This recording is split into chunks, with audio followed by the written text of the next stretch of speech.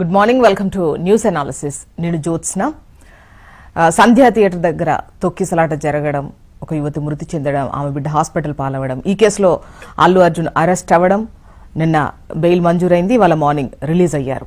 అయితే ఈ అరెస్ట్ అనేది రకరకాల విమర్శలకు తావిస్తోంది. కొంతమంది ఎవరు చేసినా తప్పు తప్పే, చట్టం తన పని తాను చేసుకుపోతుంది అన్న వర్షంలో మాట్లాడితే, కొంతమంది కావాలని కక్షతో అరెస్ట్ చేశారు, ఇరికించారు. ఇంకా చెప్పాలంటే ప్రభుత్వం పట్ల కూడా పలు విమర్శలు వస్తున్నటువంటి పరిస్థితి కనిపిస్తోంది. మరి డిస్కస్ చేద్దాం. గెస్ట్ రెడీగా ఉన్నారు. డాక్టర్ మద్ది శ్రీనివాస్ రెడ్డి గారు, కాంగ్రెస్ అధికార ప్రతినిధి. మరి కాసేపట్లో అటు బీజేపీ అండ్ బీఆర్ఎస్ నుంచి కూడా జాయిన్ అవుతారు. శ్రీనివాస్ గారు, ఏంటి కక్షగట్టి, ముఖ్యంగా చెప్పాలంటే ప్రస్తుతం ఉన్నటువంటి ప్రభుత్వం సినీ ఇండస్ట్రీ పైనే కక్షగట్టింది. గతంలో పలు విమర్శలు చేయడం హీరోయిన్ల పట్ల, ఈ కూలగొట్టేటువంటి క్రమంలో నాగార్జునకు సంబంధించి అంటే అది అక్రమమా, ఎన్ని అక్రమాలు కూల్చేశారో అందులో ఇది ఉంది అన్నటువంటి ఈ లెక్కలన్నీ పక్కన పెడితే ఒక విధంగా ఇండస్ట్రీని టార్గెట్ చేసింది ప్రభుత్వం అన్నటువంటి విమర్శలు. అందులో భాగంగానే ఇటువంటి ఘటనలు గతంలో ఎన్నో జరిగినా కూడా ముఖ్యంగా మెయిన్ గా హీరోని టార్గెట్ చేస్తూ అరెస్ట్ చేయించారు. శ్రీనివాస్ గారు నమస్తే అండి. హెచ్ఎంటీ ప్రజానీకానికి గుడ్ మార్నింగ్. అదేవిధంగా జ్యోత్స్న గారికి, అక్కడ ఉన్నటువంటి ప్యానల్ వారికి కూడా నమస్తే. ఇప్పుడు ఒకటి, జ్యోత్స్న గారు, కాంగ్రెస్ పార్టీ కానీ ప్రభుత్వానికి కానీ ఎవరికి కూడా సినీ ఫీల్డ్ వారంటే మాకు గౌరవం ఉన్నది, అట్లేం లేదు. ఇలా వేరే అపార్థం చేసుకోవాల్సిన అవసరం లేదు. ఇక్కడ ఏంటంటే సినీ ఫీల్డ్ అయినంత మాత్రాన కొన్ని ఫేవర్ గా అంటే చట్టానికి వ్యతిరేకంగా ఎవరు ఉంటే కూడా వాళ్ళ మీద చర్యలు తీసుకోవడం అనేది జరుగుతుంది. డ్యూ ప్రాసెస్ అట్లా. చట్టం అనేది ఎవరికి చుట్టం కాదు. నిన్న రేవంత్ రెడ్డి గారు చాలా స్పష్టంగా కూడా చెప్పారు. తన ట్విట్టర్ లో కూడా ట్వీట్ చేశారు, ఇక్కడ ప్రజలకు ఎవరైనా సరే చట్టం ముందు అందరు సమానులే, చట్టం తన పని తాను చేసుకుంటూ పోతుందని కూడా స్పష్టంగా చెప్పారు. ఆయన ఇంకొకటి కూడా ఏమన్నారంటే, ఇక్కడ పేదవాళ్ళు లేరు, ఉన్న వాళ్ళు లేరు, ఎవరైనా చట్టం ప్రకారం అందరూ ఉండాలి. ప్రజలకు చట్టం మీద కానీ ప్రభుత్వం మీద కానీ ఒక గౌరవం కల్పించాల్సిన, ఒక నమ్మకం కల్పించాల్సిన బాధ్యత ప్రభుత్వం మీద ఉందని కూడా చాలా స్పష్టంగా చెప్పారు. అల్లు అర్జున్ గారు అనేది ఇప్పుడు యాక్చువల్ గా ఏంటంటే ఆ సెక్షన్ల ప్రకారం ఏంటంటే culpable homicide not amounting to murder అంటుంది. సో ఆయన ఏదైతే ఆయన చర్యలు పరోక్షంగా, చట్ట ప్రకారం చెప్పాలంటే ఆయన చర్యలు పరోక్షంగా ఆమె చావుకు కారణమైన ఒక సెక్షన్లతో ఆయన అరెస్ట్ చేశారు. అరెస్ట్ చేసిన విషయం ఏంటంటే పోలీసు వారికి, కోర్టు వారికి సంబంధించిన తప్ప అది ప్రభుత్వానికి మనం ఆపాదించకూడదు. రాజకీయాలు అనేవి ప్రతి చోట ఉండవు, ప్రతి చోట 100% కూడా మనం అట్లా కూడా అనుకోవద్దు. ఎందుకంటే ఇవాళ అరెస్ట్ చేయకుండా ఉంటే, నిన్న రేవంత్ రెడ్డి గారు చెప్పారు, అరెస్ట్ చేయకుండా ఉంటే అంటే సినిమా యాక్టర్ అయితే అంతేనా అంటారు. సో ఇక్కడ ఏంటంటే ముందుకు పోతోటి వెనక్కిపోతోటి కాకుండా మనం ఇక్కడ ప్రభుత్వాలు ఎవరు కూడా జోక్యం చేసుకోకుండా చట్టం ఏముందో ఆ విధంగా చేస్తే బాగుంటుందని చెప్పేసి అనుకున్నారు. అక్కడ సిపి ఆనంద్ గారు కానీ, మొన్న మోహన్ బాబు విషయాలు కూడా మనం గమనించాము. మోహన్ బాబు గారు కొడుకులు మనోజ్ గాని, విష్ణు గాని వాళ్ళిద్దరు కూడా ఆఫీస్కి వచ్చి స్టేట్మెంట్ రికార్డ్ ఇచ్చేసి వెళ్ళిపోయారు వాళ్ళు. సో అక్కడికి వచ్చి వాళ్ళు బాండ్స్ ఇచ్చేసి కోర్టులో, అంటే కోర్టు లాగా ప్రాసెస్ ఏంటంటే ఇప్పుడు 41 CRPC ప్రకారము పోలీస్ స్టేషన్ కొట్టి పర్సనల్ పూచికత్తు మీద రిలీజ్ అయిపోవచ్చు. ఎందుకంటే 7 సంవత్సరాల లోపు శిక్షలు పడే వాటికి అనేది ఉన్నది చట్టంలో. సో ఆ విధంగా చేసిందే తప్ప ఇక్కడ వేరే ఏం లేదు. ఇదేంటంటే మీరు ఒక లాయర్, ఆయనపై పెట్టినటువంటి కేసులు ఏంటి, అరెస్ట్ చేసేంత వరకు ముఖ్యంగా నిందితునిగా ఆ నెంబర్లో ఆయన ఉన్నారా, అసలు ఏంటి? ఇంకోటి జ్యోత్స్న గారు, ఇప్పుడు ఇక్కడ చాలా స్పష్టంగా చెప్తున్నాను నేను, ఒక ప్రాక్టీసింగ్ అడ్వకేట్ ఏంటంటే అరెస్ట్ చేయడానికి అయితే అవకాశం ఉంది. ఎందుకంటే ఆ సెక్షన్ ప్రకారము 5 to 10 years ఉంది. ఇక్కడ మీరు చాలా హెచ్ఎండి ప్రధానికం చాలా స్పష్టంగా గమనించాలి. 5 years వరకు ఉంటే అరెస్ట్ చేయడానికి లేదు, 5 to 10 years కూడా ఉంది కాబట్టి అప్ టు 10 years ఉంది దాంట్లో. దట్టు ఏంటంటే అక్కడ ఒకవేళ రియల్ గా కూడా బిలో 7 years లోపల ఉన్నా కూడా కొన్ని చట్టంలో ఉన్నటువంటి కొన్ని వ్యవహారాలు ఉన్నాయి. అంటే దీనివల్ల కొద్దిగా నష్టం జరుగుతుంది, ఇది పబ్లిక్ ఇంట్రెస్ట్ లేదా పబ్లిక్ లో దీనివల్ల తప్పుడు సందేశం పోతుందంటే కూడా అరెస్ట్ చేయడానికి పోలీసు వారికి రిమాండ్ చేయడానికి రైట్ ఉంది. చాలా స్పష్టంగా చెప్తున్నా. బిలో 5 years లోపు ఉంది కాబట్టి జైలుకు పంపించాలి, జ్యుడిషియల్ కస్టడీకి ఇవ్వాలని, లేదా పోలీసు వాళ్ళు తీసుకెళ్లి కోర్టు ముందర ప్రజెంట్ చేయాలని ఎక్కడా లేదని ఏం లేదు. ఎందుకంటే చాలా క్లియర్ చెప్తున్నాయి. సో అట్లాంటివి ఉన్నాయి. దట్టు 10 years వరకు కూడా పడడానికి అవకాశం ఉన్నది. ఇక్కడ శిక్ష పడతాం కాదు, అదంతా ట్రయల్ నడిచిన తర్వాత ఉంటుంది. కాకపోతే ప్రైమరీ దశలోనే, అంటే ప్రైమరీ ప్రాథమిక దశలోనే ఉన్నటువంటి ఆధారాలను బేస్ చేసుకొని వాళ్ళు పోలీసు వారు ఎందుకంటే తీసుకెళ్లి సబ్మిట్ చేశారు. జడ్జి గారు కూడా నాంపల్లి కోర్టులో చూసామని జడ్జి గారు కూడా ఏం చేశారు, 14 రోజుల వరకు జ్యుడిషియల్ కస్టడీకి రిమాండ్ చేయడం జరిగింది.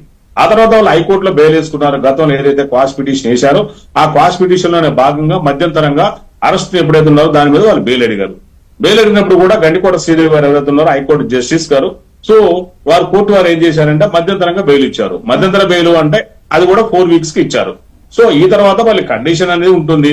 సో మిగతా వాళ్ళకు కూడా ఆటోమేటిక్ గా గతంలో ఉన్నటువంటి ఆ కేసులో కొంతమంది సందేశ్ యజమాని ఉన్నారు, మరి అదే విధంగా బందీ ఏమంటున్న వాళ్ళు కూడా ఉన్నారు, వాళ్ళకు కూడా బెయిల్ మంజూరు చేయడం జరిగింది. ఇప్పుడు రేవతి భర్త ఎవరైతే ఉన్నారో ఆయన కేసు విత్డ్రా చేసుకున్నారు కదా, ఇప్పుడు ఒకటి చూడాలి మేడం, మీరు జ్యోత్స్నా గారు చాలా స్పష్టంగా ఇప్పుడు ఆయన ఎవరైతే కంప్లైంట్ ఇచ్చినప్పుడు కంప్లైంట్ వాళ్ళు ఎవరైతే వాళ్ళు విత్డ్రా చేసుకున్నా గానీ కోర్టుకు వచ్చి అఫిడవిట్ ఇస్తారు కొంతమంది. నేను ప్రాక్టీస్ లో చాలా చూశాను. సార్ ఇతను కారణం కాదని ఒక అఫిడవిట్ ఇస్తే కోర్టులో ఫైల్ చేసిన సందర్భాలు కూడా నేను కూడా చేశాను పెద్ద పెద్ద కేసులలో.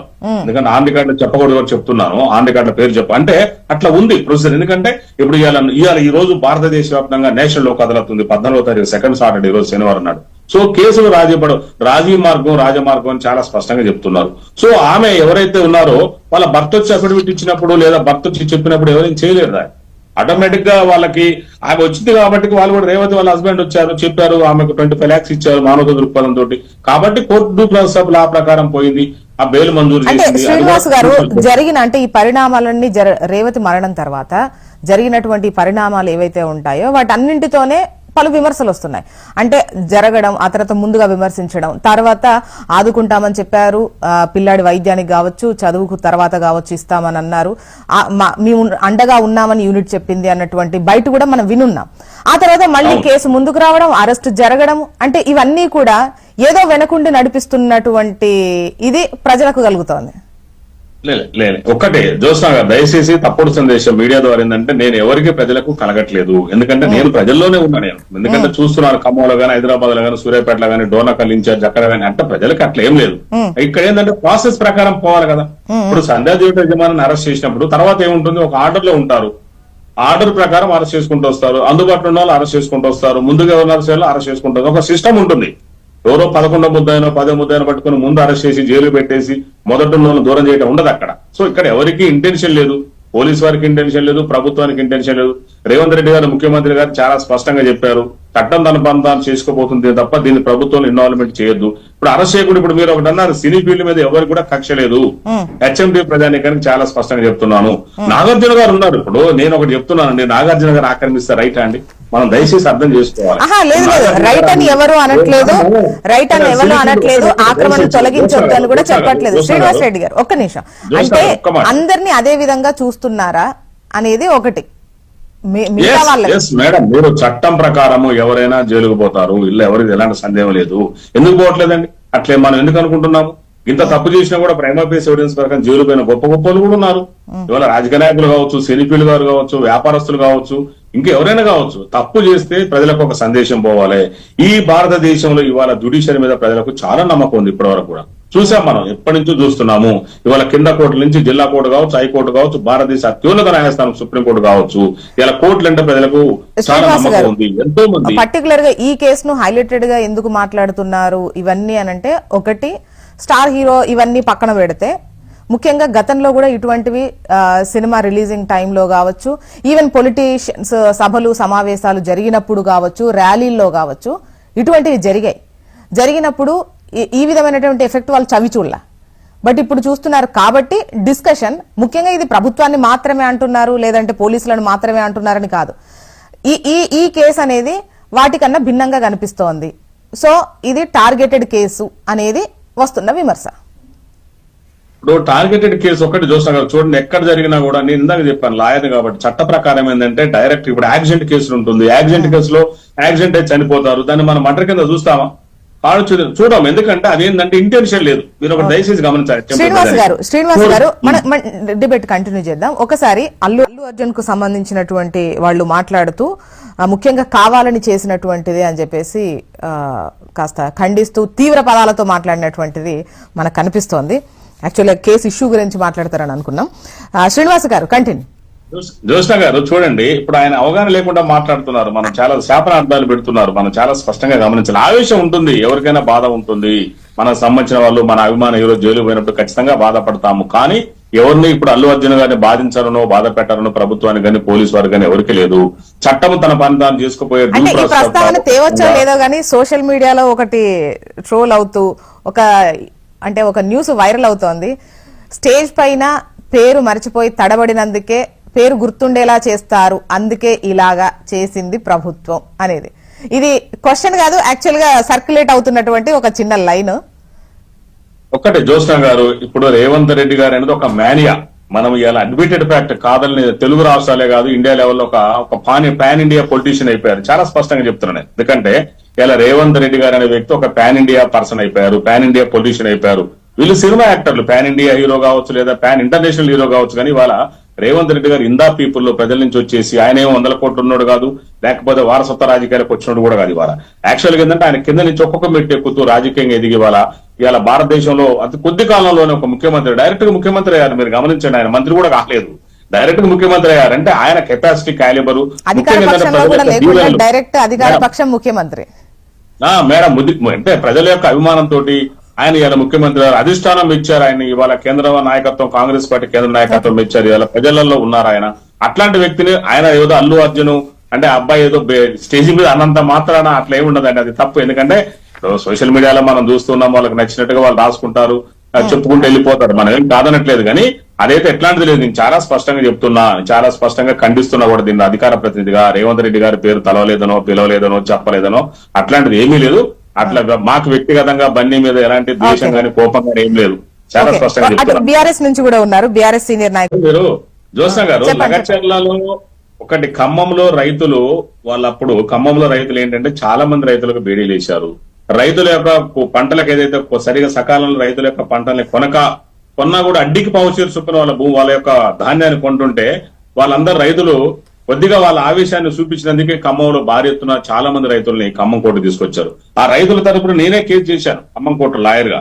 నేను చూశాను ఆ రోజు ప్రతి అందరికి ఇట్లా ఏదో ఒక దేశద్రోహం చేసినట్టుగా, నేరం చేసినట్టుగా, దట్టు వాళ్ళ మీద క్రిమినల్ కేసు కూడా కాదు, దాని వెనక కాజు కూడా చాలా స్పష్టంగా చెప్తున్నాను నేను. జోస్నా గారు, అంత క్లియర్ కాజు ఉన్నా కూడా వాళ్ళ యొక్క ధాన్యాన్ని అన్ని అక్కడ పెట్టినా కూడా, రాసులు పెట్టినా కూడా కొనకుంటా పాపం లైట్ కావులిగా అంత ఇబ్బంది పెట్టినా కూడా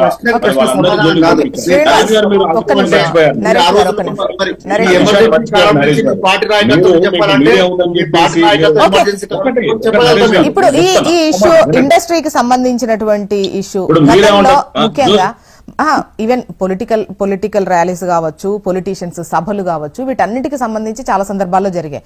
ఒక సినిమా వాళ్ళకి సంబంధించే కాదు, ఇక సినిమా పెద్ద స్టార్ హీరో అన్నప్పుడు ఆల్మోస్ట్ చూస్తాం. ఆల్మోస్ట్ ఇప్పుడు అందరు హీరోలు అది ఫేస్ చేశారు. వాళ్ళ సినిమా రిలీజింగ్ టైంలోనో వాళ్ళు వచ్చి ఏమంటారు సక్సెస్ మీట్లు అవి పెద్ద సభలు పెట్టుకుంటారు కదా, ఆ టైంలో ఇవి చాలా సార్లు విన్నాం రిపీటెడ్ గా.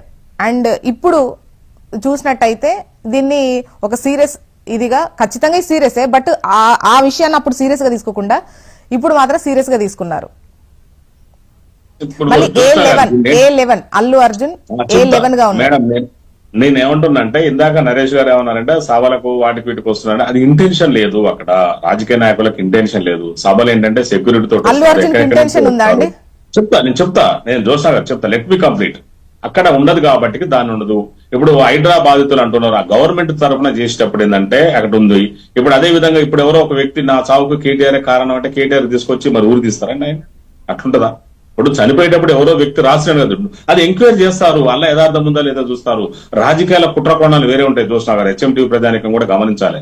రాజకీయ కుట్రకోణాల కానీ దీని సినిమా వాటికి మనం రెండింటి కూడా మనం అంటగట్టడానికి లేదు. ఇక్కడ మీరు అన్నట్టుగా ఆయనకు అల్లు అర్జున్ గారు కూడా ఇంటెన్షన్ లేదు, కానీ ఆయన ఏంటంటే ముందు చెప్పాలి నేను వస్తున్నాను సెక్యూరిటీ సమస్య. ఎందుకంటే ఆయన స్టార్ అని ఫీల్ అవుతున్నారు కదండి, స్టార్ హీరో అని ఫీల్ అవుతున్నప్పుడు ఖచ్చితంగా జనం వస్తారు. మరి అది మనం సంధ్యా థియేటర్ వాళ్ళు 48 hours ముందు ఆయన ఖచ్చితంగా భద్రత కావాలి అని చెప్పేసి వాళ్ళు అడగడం, అంటే సంధ్యా థియేటర్ వాళ్ళు అడిగినట్టు ఇటు పోలీస్ శాఖ నుండి అది ఎక్నాలెడ్జ్మెంట్ ఏదో వచ్చినట్టు చెబుతున్నారు. సో మరి ఇక్కడ పోలీసుల వైఫల్యమే ఉందని బీఆర్ఎస్ నేతలు అంటున్నారు. ఒకటి బీఆర్ఎస్ నేతలు ఏంటంటే కాంగ్రెస్ ఏం చేసిన విమర్శించాలని వాళ్ళు ఒక నిర్ణయానికి వచ్చారు మేడం. మీరు చూడండి, ఏ జైలు అది అసలు నాకు వాళ్ళకి మైండ్ పనిచేస్తలేదో అర్థం కావట్లేదు. కేటీఆర్ గారు అయితే ఏది పడితే అదే మాట్లాడుతున్నారు. మనం అవునంటే ఆయన కాదనాలి, మనం కాదంటే అవునవును, అట్లా ఫిక్స్ అయిపోయారు తప్ప అసలు ఏం జరుగుతుందని కూడా కాంటెంట్ ఫాలో అవుతున్నారా లేదా అని కూడా నాకు డౌట్ వస్తుంది. కేటీఆర్ గారు మాటలు చూస్తుంటే కాంగ్రెస్ పార్టీ దాన్ని చేయగానే వెంటనే కౌంటర్, మరి అది రెడీమేడ్ కూర్చొని ఉంటారేమో నాకు అర్థం కాదు. అదే ప్రతిపక్ష పాత్ర పోషించాల్సింది అట్లుంటది ఎక్కడన్నా ప్రపంచంలో. ప్రతిపక్ష మొత్తం అంచనా వేయాలి, మంచి చూసుకోవాలి. సమంత గారికి అన్యాయం జరిగినప్పుడు ఎందుకు కామెంట్ చేయలేదు? సమంత గారికి అన్యాయం ఎందుకు కామెంట్ చేయలేదు హరీష్ గారు? సమంత గారికి అన్యాయం జరిగినప్పుడు ఇదే కేటీఆర్ ఎందుకు సినీ ఫీల్డ్ లో స్పందించలేదు? మరి మేడం మీరు ఒకటి చెప్పాలి, ఏం స్పందించారు ఆయన? ఏం స్పందన అది? ఇవాళ ఇమీడియట్ గా మాట్లాడుతున్నారు, నిన్న నుంచి చూస్తున్నారు. ఈవెన్ పరువు నష్టం వేశారు, కోర్టు మెట్లెక్కిచ్చారు, ఇవన్నీ జరిగాయి కదా ఆ ఇష్యూ. ఆయన ఎందుకు ఆమె అది కాదు, ఆయన ఆయనకు జరిగిన నష్టాన్ని చెప్పుకోండు. ఒక ఆడపడుచుకు జరిగిన నష్టాన్ని ఎందుకు చెప్పలేకపోయాడు? మరి వాళ్ళు ఆయన మీదకి వచ్చారు అట్లా, బయట వాళ్ళదైతే ఇట్లానా? సమంత గారు జరిగిన అన్యాయం ఎందుకు ఆయన చెప్పలేకపోయారు? ఇప్పుడు మేడం ఆయన సమంత గారికి అంత అన్యాయం జరిగింది, ఈ విధంగా కామెంట్ చేశారు. మరి ఆయన ఎవరు కారణము? బిహైండ్ బ్యాక్ ఆయనే ఉన్నారు. సినీ ఫీల్డ్ తోటి ఆయన అంటగాగిన మాట యథార్థం కాదా? సినీ ఫీల్డ్ తోటి రిలేషన్షిప్ ఉన్నారు, ఫ్రెండ్షిప్ ఉంటే ఓకే. అందుకే ఇప్పుడు సినీ ఫీల్డ్ మీద ప్రస్తుత ప్రభుత్వం ఇట్లా ఫోకస్డ్ గా ముందుకెళ్తుందా? వాళ్ళ క్వశ్చన్ అది. అట్లా ఏం లేదు.